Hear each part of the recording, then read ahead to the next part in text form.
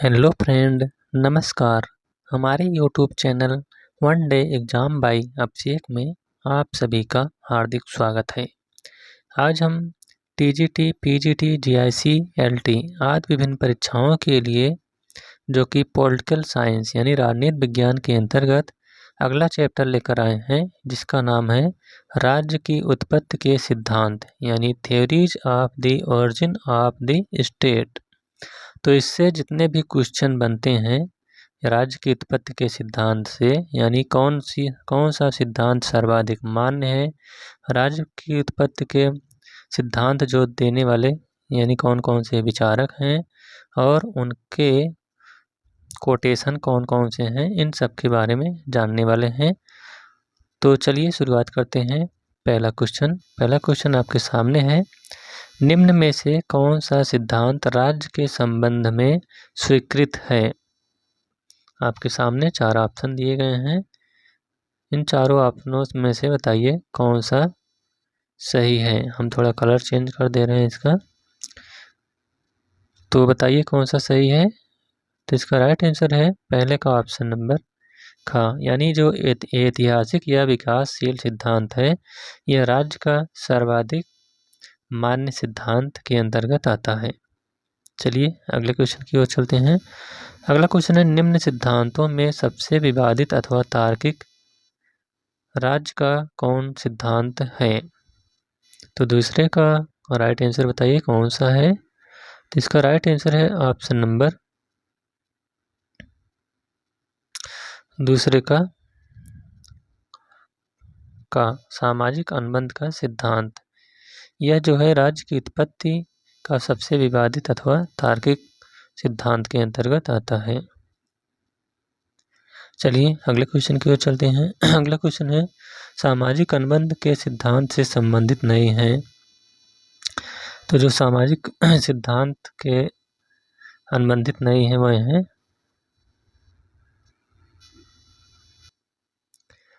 तो इसका जो राइट आंसर है वह है सर रॉबर्ट फिल्मर। ये जो है सामाजिक अनुबंध के सिद्धांत से संबंधित नहीं है। इसके अलावा हॉब्स, लॉक और रूसो ये सब सामाजिक अनुबंध या सामाजिक समझौता के सिद्धांत के अंतर्गत आते हैं। चलिए अगले क्वेश्चन की ओर चलते हैं। अगला क्वेश्चन है, दैवी उत्पत्ति के सिद्धांत के प्रबल समर्थक हैं। तो दैवी उत्पत्ति के सबसे प्रबल समर्थक कौन माने जाते हैं? तो इसका राइट आंसर है आपका जेम्स प्रथम। अगला क्वेश्चन है, दैवी उत्पत्ति के सिद्धांत के अनुसार तो राज्य की रचना किसके द्वारा की गई है? तो 5 का आपका राइट आंसर है ऑप्शन नंबर घ, राज्य की रचना ईश्वर द्वारा की गई है और राजा उसका शासक है। अगला क्वेश्चन है, निम्न में से कौन सा कथन राज्य के दैवी उत्पत्ति के सिद्धांत से संबंधित नहीं है? तो जो दैवी उत्पत्ति के सिद्धांत से संबंधित नहीं है वह है ऑप्शन नंबर ख, शासक जनता के प्रति उत्तरदायी है। इसके अलावा जो दैवी उत्पत्ति के सिद्धांत से संबंधित है वह है शासक ईश्वर नियुक्त है, शासक की शक्ति में रुकावट देना पाप है और शासक जनता एवं विधि से श्रेष्ठ है। चलिए दोस्तों अगले क्वेश्चन की ओर चलते हैं। अगला क्वेश्चन है, निम्न में से कौन सा कथन बल के सिद्धांत से संबंधित नहीं है? तो इसमें से जो बल के सिद्धांत से संबंधित नहीं है वह है राज्य मनुष्य के सहकारी प्रकृति पर आधारित है। अगला क्वेश्चन, निम्न में से किस विचारक ने मुख्य रूप से पितृपक्ष सिद्धांत की व्याख्या की है? तो 8 का राइट आंसर है ऑप्शन नंबर घ, सर हेनरी मैन जो है इन्होंने पितृपक्ष सिद्धांत की व्याख्या की है। अगला क्वेश्चन है, निम्न में से कौन सा कथन राज्य के पितृपक्ष सिद्धांत से संबंधित नहीं है? तो जो इससे संबंधित नहीं है वह है ऑप्शन नंबर ख, प्रारंभ में माता परिवार की मुखिया होती थी। यह जो है पितृपक्ष सिद्धांत से संबंधित नहीं है। नेक्स्ट क्वेश्चन है, राज्य परिवार का ही एक विस्तृत रूप है और अगला क्वेश्चन 10वां, निम्न में से कौन विचारक राज्य के मात्र प्रधान सिद्धांत के समर्थक नहीं है?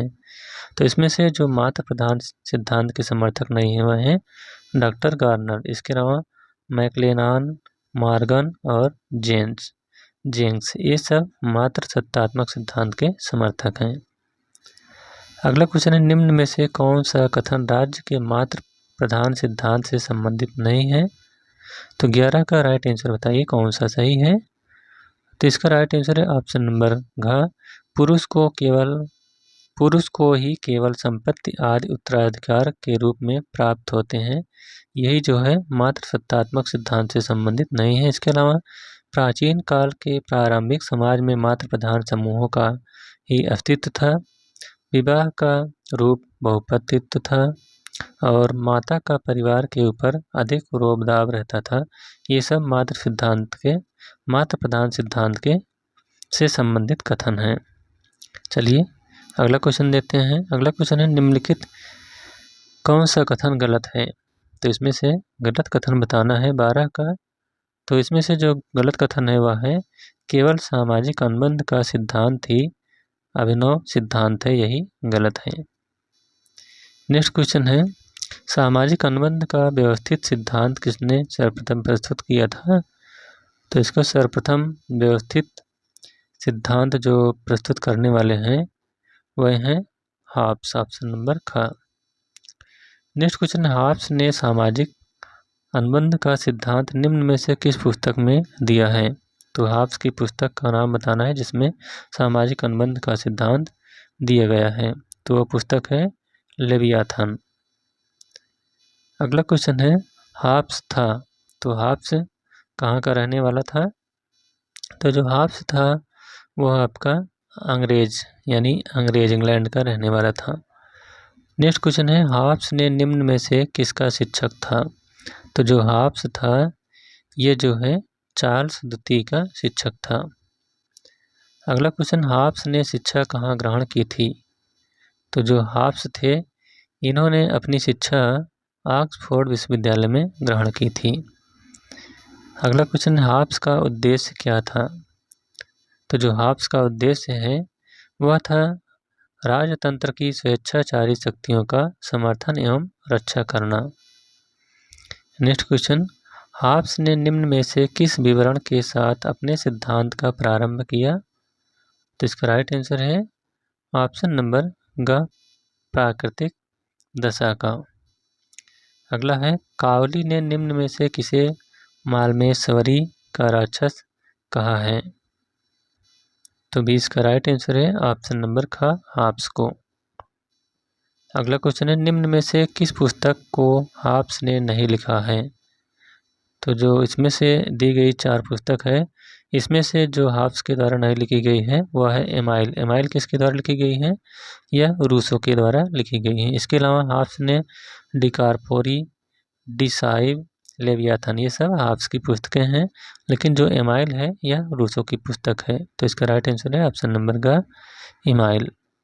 चलिए अगले क्वेश्चन की ओर चलते हैं। अगला क्वेश्चन है, हॉब्स ने निम्न में से किस विधि को अपनाया था? तो जो हॉब्स थे इन्होंने जिस विधि का प्रयोग किया था वह था वैज्ञानिक विधि। अगला क्वेश्चन, निम्न में से किसका संबंध हॉब्स के सोशल कॉन्ट्रैक्ट से नहीं है? तो जो हॉब्स के सोशल कॉन्ट्रैक्ट से संबंधित नहीं है वह है आपका ऑप्शन नंबर घ, मनुष्य स्वभावतः अच्छा होता है, यह हॉब्स से संबंधित नहीं है। हॉब्स कहता है कि मनुष्य जो है यह अहंकारी, झगड़ालू होता है। अगला क्वेश्चन है, हॉब्स के अनुसार, तो हॉब्स के अनुसार क्या है इसका राइट आंसर? तो हॉब्स के अनुसार प्रकृति ने सभी मनुष्यों को समान बनाया है।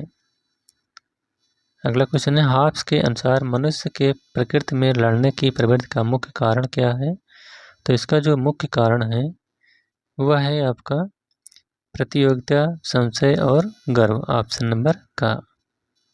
अगला क्वेश्चन है, निम्न में से कौन सा विचार हॉब्स से मेल नहीं खाता है? तो इसमें से जो हॉब्स से मेल नहीं खाता है वह है मनुष्य व्यक्तिवादी नहीं था, यही हॉब्स के विचार से मेल नहीं खाता। इसके अलावा मनुष्य की संपन्नता संघर्ष के कारण थे, यह सही है। मनुष्य का मुख्य उद्देश्य अपने लिए स्वयं को शक्तिशाली बनाना था और मनुष्य व्यक्तिवादी, स्वयं के लिए खोजने वाला, डरने वाला और प्रतियोगी था। अगला क्वेश्चन, निम्न में से कौन सा कथन हाब्स के विचारों से मेल नहीं खाता है? तो 27 का राइट आंसर है ऑप्शन नंबर ख, मनुष्य का जीवन सुखमय और शांतिपूर्ण था। यह जो है हाब्स के विचारों से संबंधित नहीं है। अगला क्वेश्चन है, हाब्स के अनुसार प्राकृतिक दशा थी।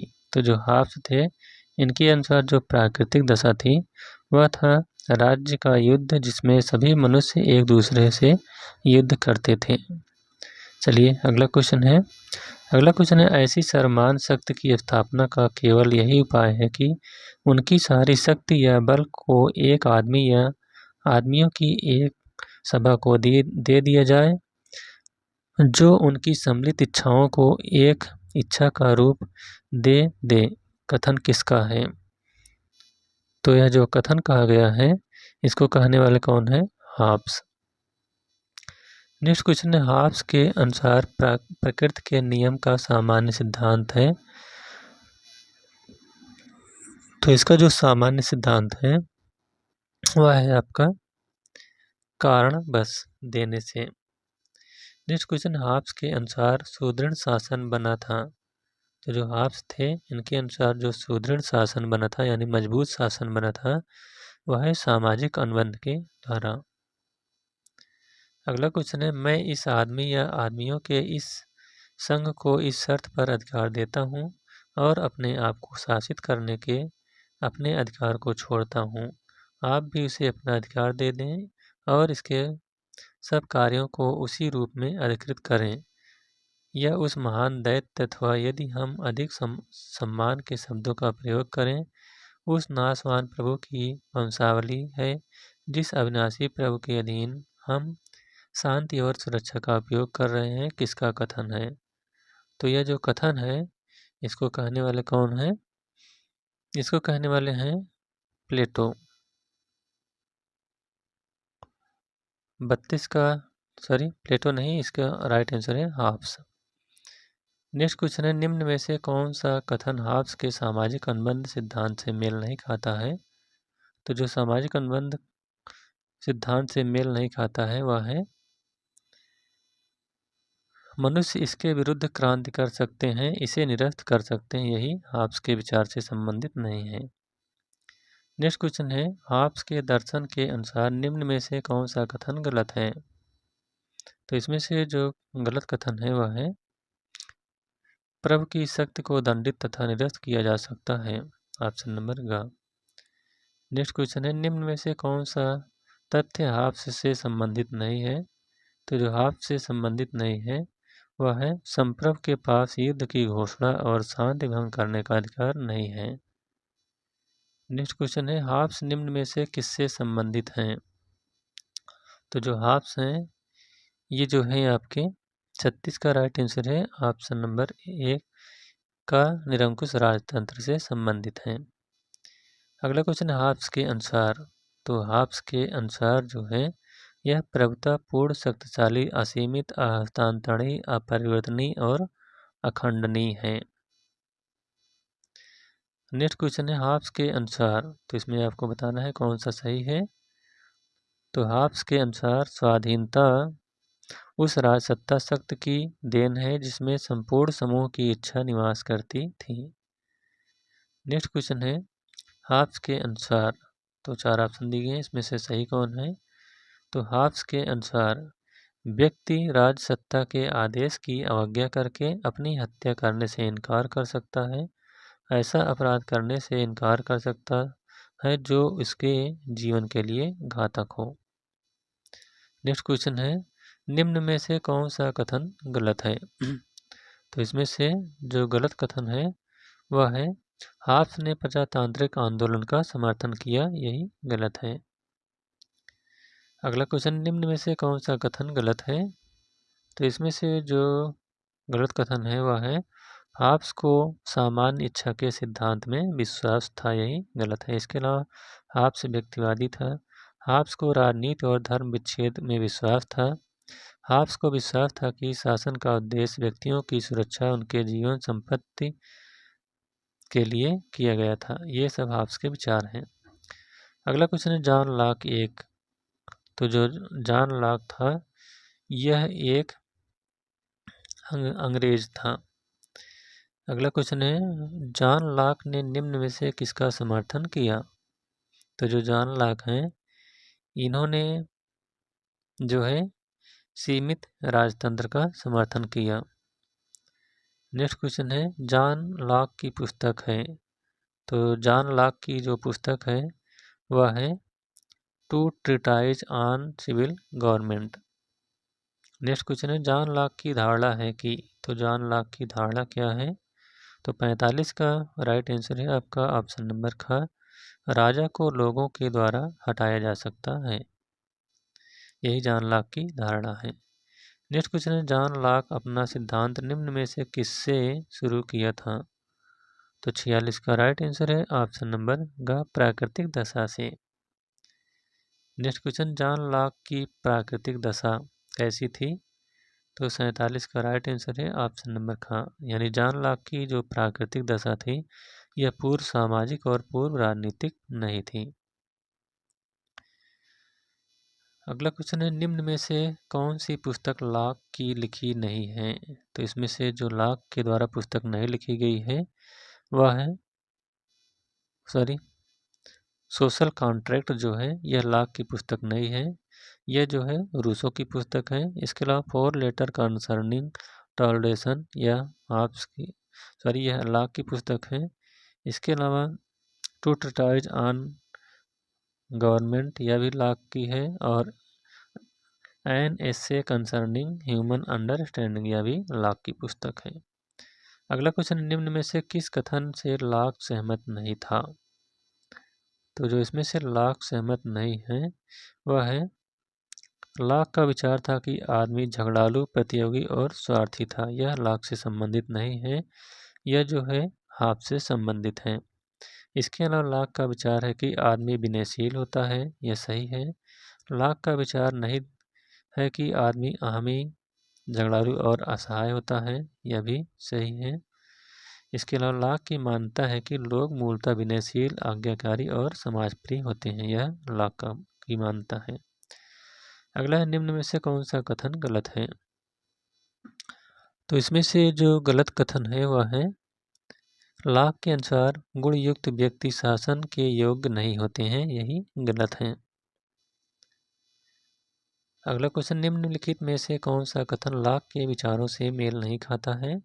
तो इसमें से जो लॉक के विचारों से मेल नहीं खाता है वह है राज्य की प्राकृतिक दशा में स्वतंत्रता तथा परस्पर कार्य की छूट थी, यह लॉक के विचारों से संबंधित है। राज्य की प्राकृतिक दशा में आज़ादी थी लेकिन यह राज्य का कोई अनुबंध नहीं था, यह भी सही है। इसके अलावा जीवन के मौलिक अधिकार, स्वतंत्रता और संपत्ति के अधिकार राज्य की प्राकृतिक दशा में उपलब्ध थे, यह भी सही है। लेकिन जो राज्य की प्राकृतिक दशा में प्रबल संघर्ष एवं प्रतियोगिता थी यह संबंधित नहीं है, यानी ऑप्शन नंबर घ इसका राइट आंसर है। अगला क्वेश्चन है निम्नलिखित में से कौन सा कथन लॉक के विचारों से संबद्ध नहीं है। तो वह है राज्य की प्राकृतिक दशा में अपराधी को सजा देने का अधिकार किसी को नहीं था। नेक्स्ट क्वेश्चन है लॉक के अनुसार प्राकृतिक दशा में मुख्य 3 अभाव कौन थे। तो जो 3 अभाव हैं वह हैं स्थापित निश्चित किसी ज्ञात विधि का अभाव, न्याय युक्त निर्णयों को कार्यान्वित करने वाली कार्यपालिका शक्ति का अभाव तथा किसी ज्ञात और समदर्शी न्यायाधिकारी का अभाव। अगला क्वेश्चन लॉक के अनुसार निम्न में से कौन सा मुख्य प्राकृतिक अधिकार है। तो जो लॉक ने प्राकृतिक अधिकार दिया था वह है जीवन, स्वतंत्रता और संपत्ति का अधिकार। नेक्स्ट क्वेश्चन लॉक के अनुसार राज्य की एकता निम्नलिखित में से किससे संभव है।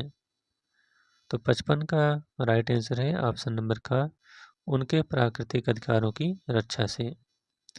नेक्स्ट क्वेश्चन निम्न में से कौन सा कथन गलत है। तो इसमें से जो गलत कथन है वह है सर्वोच्च शक्ति किसी मनुष्य की संपत्ति बिना उनकी सहमति से ले सकता है, यही गलत है। नेक्स्ट क्वेश्चन, लॉक के अनुसार सबसे अच्छी सरकार है। तो लॉक के अनुसार जो सबसे अच्छी सरकार है वह है सीमित राजतंत्र। नेक्स्ट क्वेश्चन, लॉक था, तो जो लॉक था यह एक कैसा था? तो इसका राइट आंसर है ऑप्शन नंबर का व्यक्तिवादी था। अगला क्वेश्चन, निम्नलिखित में से किससे लॉक का संबंध नहीं है? तो 59 का राइट आंसर है ऑप्शन नंबर ग, निरंकुश प्रभुता का सिद्धांत यह लॉक से संबंधित नहीं है बल्कि यह आपस से संबंधित है। इसके अलावा प्राकृतिक अधिकार के सिद्धांत, सरकार का आधार लोगों द्वारा किया गया समझौता है, शक्तियों के पृथक्करण के सिद्धांत, ये सब लॉक से संबंधित हैं। अगला क्वेश्चन है, निम्न में से कौन सा कथन गलत है? तो 60 का आपका राइट आंसर है ऑप्शन नंबर लॉक के जैसा ही हाफ था सॉरी लॉक के जैसा ही हाफ सरकार और राज्य के बीच एक सीमा नहीं बनाता है, यही गलत है। अगला क्वेश्चन है, निम्नलिखित में से कौन सा कथन गलत है? तो इसमें से जो गलत कथन है वह है लॉक के अनुसार सरकार लोगों के प्राकृतिक अधिकारों को ले सकती है, यही गलत है और बाकी सब सही है। अगला क्वेश्चन है, जीन जैक्स रूसो का जन्म हुआ था। तो जो जीन जैक्स रूसो था इनका जन्म जो है कहाँ हुआ था? स्विट्जरलैंड के जिनेवा में, एक घड़ी साज के यहाँ इनका जन्म हुआ था। अगला क्वेश्चन है, रूसो द्वारा लिखित पुस्तक नहीं है। तो इसमें से जो रूसो के द्वारा पुस्तक लिखी गई नहीं है वह है द प्रिंस। द प्रिंस किसकी है? यह प्लेटो की पुस्तक है। किसकी? प्लेटो की।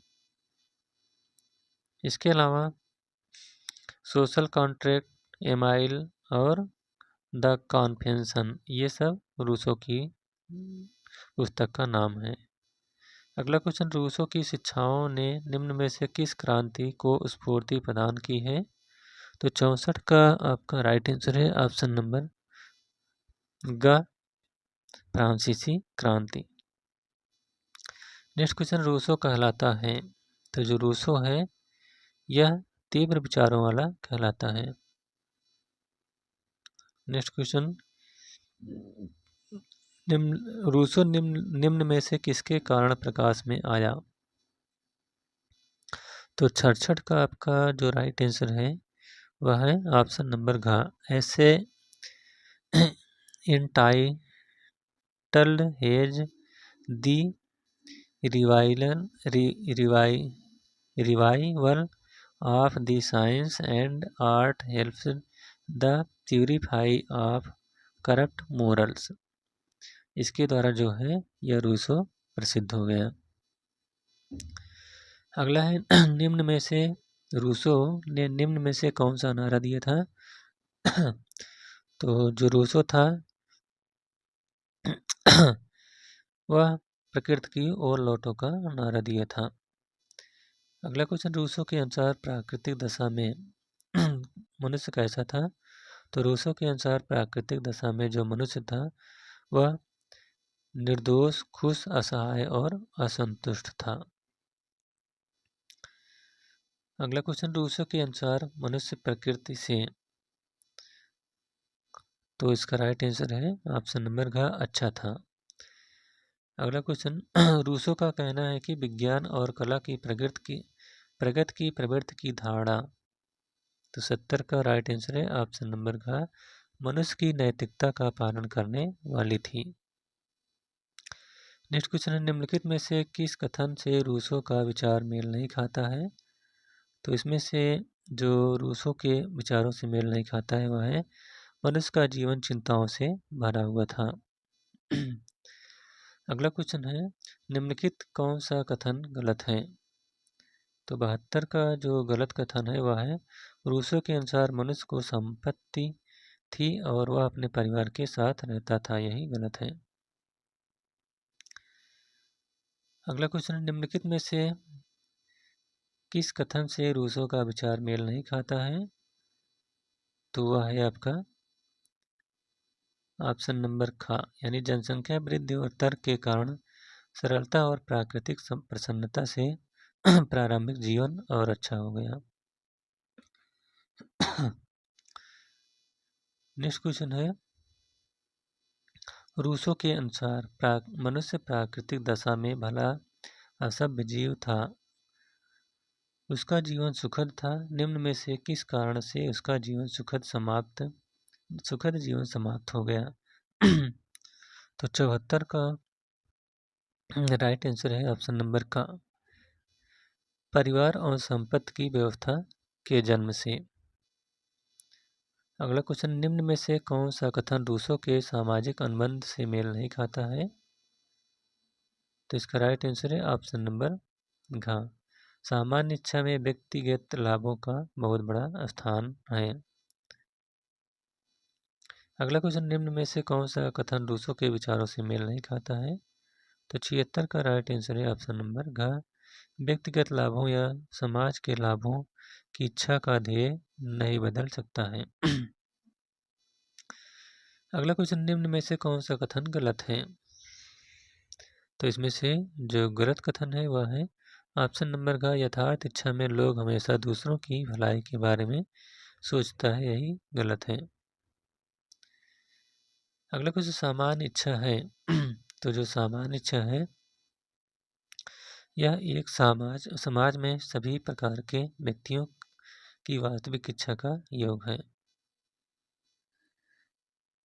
अगला क्वेश्चन है, निम्न में से कौन सा कथन गलत है? तो इसमें से कौन सा कथन गलत है यही बताना है। तो इसका राइट आंसर है ऑप्शन नंबर ख, सामान्य इच्छा सामान्य इच्छा अल्पसंख्यकों की इच्छा है, यही कथन गलत है। इसके अलावा सामान्य इच्छा सबों की इच्छा नहीं है, यह सही है। सामान्य इच्छा बहुसंख्यकों की इच्छा है, यह सही है।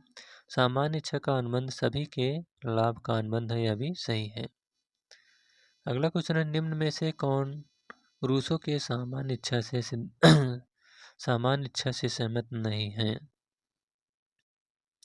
तो यह है परिवर्तनशील।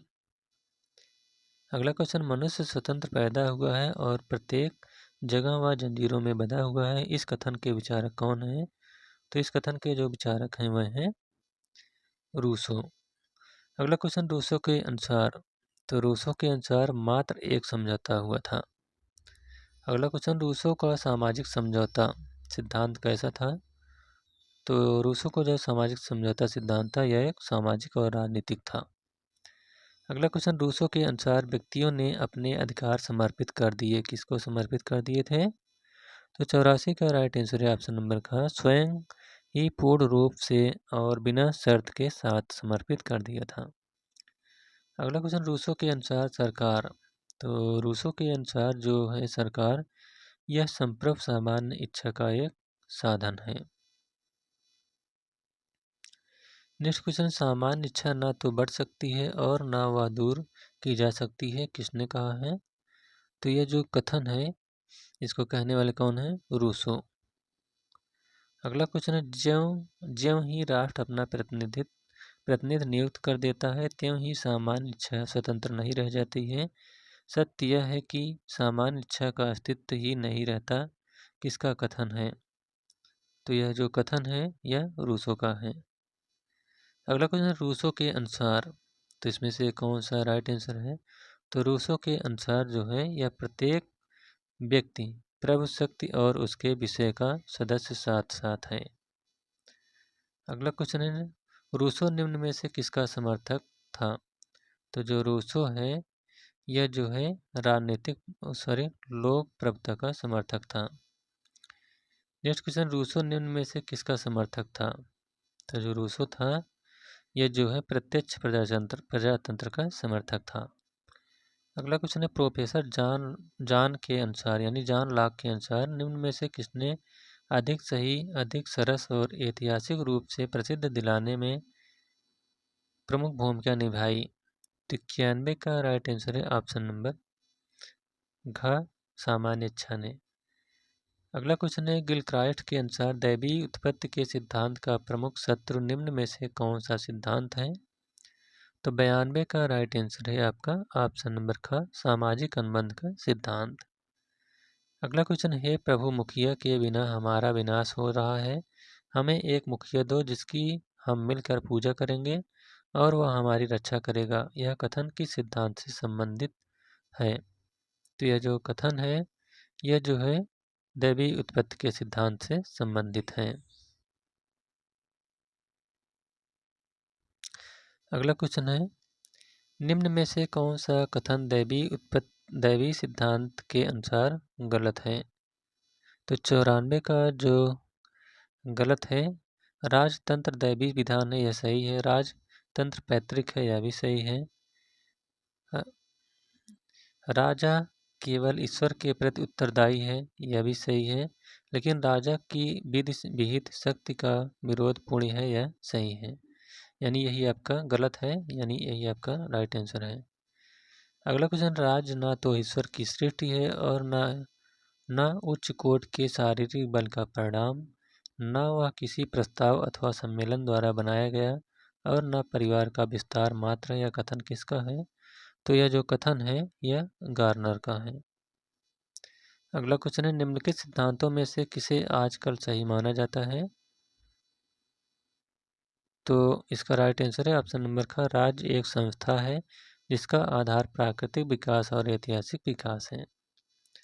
नेक्स्ट क्वेश्चन, निम्नलिखित में से कौन सा समूह राज्य के विकास में सिलसिलेवार योग दिया है? तो 97 का राइट आंसर है ऑप्शन नंबर का, रक्त संबंध, धर्म, संपत्ति, बल और राजनीतिक प्रक्रियाएं। अगला क्वेश्चन है, ऐतिहासिक और विकासात्मक सिद्धांत के अनुसार। तो ऐतिहासिक और विकासात्मक सिद्धांत के अनुसार जो है यह राज्य का विकास धीरे धीरे एवं निरंतर बहुत समय तक चलने के पश्चात हुआ है। अगला क्वेश्चन, राज्य का निर्माण कैसे हुआ है? तो जो राज्य का निर्माण है वह रक्त संबंध से परिवार की उत्पत्ति हुई, जिससे एक कड़ी बनी और जिसने राज्य के विकास में सहायता प्रदान की। अगला क्वेश्चन, राज्य निर्माण के अंश के रूप में धर्म का क्या योगदान था?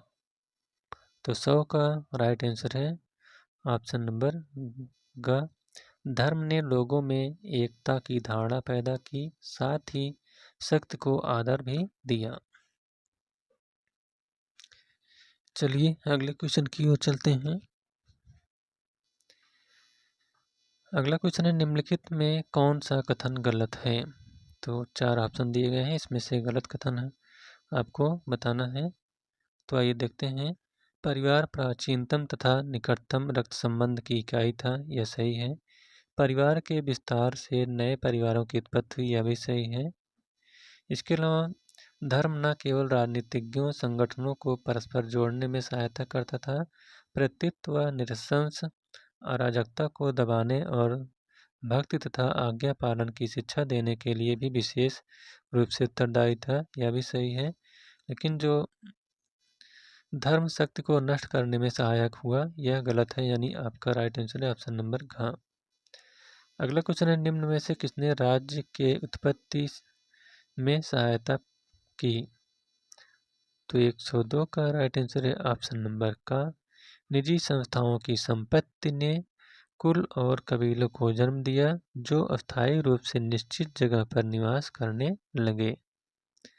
चलिए दोस्तों अगले क्वेश्चन की ओर चलते हैं। अगला क्वेश्चन है, निम्नलिखित किस कथन का संबंध राज्य के निर्माण में बल सिद्धांत से संबंधित है? तो जो बल सिद्धांत से संबंधित है वह है, नई समाज अथवा अवस्था में सैनिक जीवन को महत्व दिया जाने लगा। उसके बाद क्योंकि राज्य की रक्षा के लिए जरूरी था। नेक्स्ट क्वेश्चन, निम्न में से कौन सा कथन सत्य है?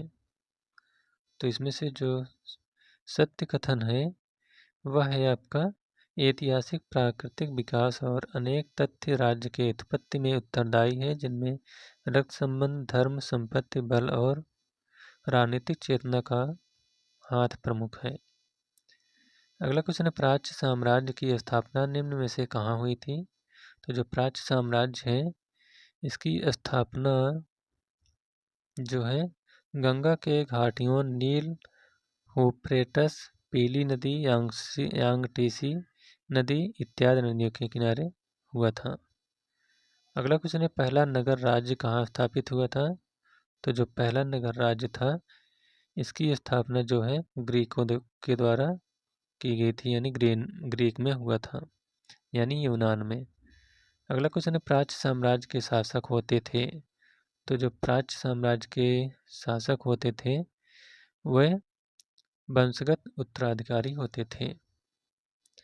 अगला क्वेश्चन है, प्राचीन सभ्यता का जन्म हुआ था? तो जो प्राचीन सभ्यता का जन्म है ये आपका प्राच्य साम्राज्य यानी प्राचीन राज्य में हुआ था।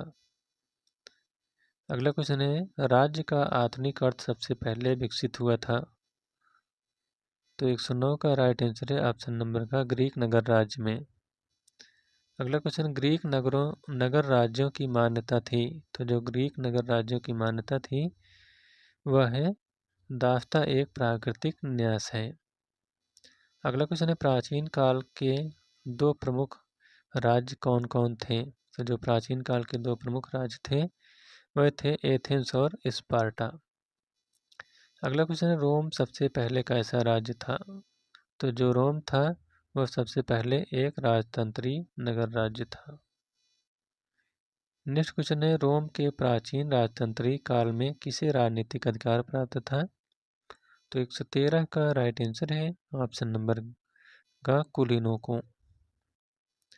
नेक्स्ट क्वेश्चन है, रोमन साम्राज्य का राजनीतिक विज्ञान में क्या अध्ययन था?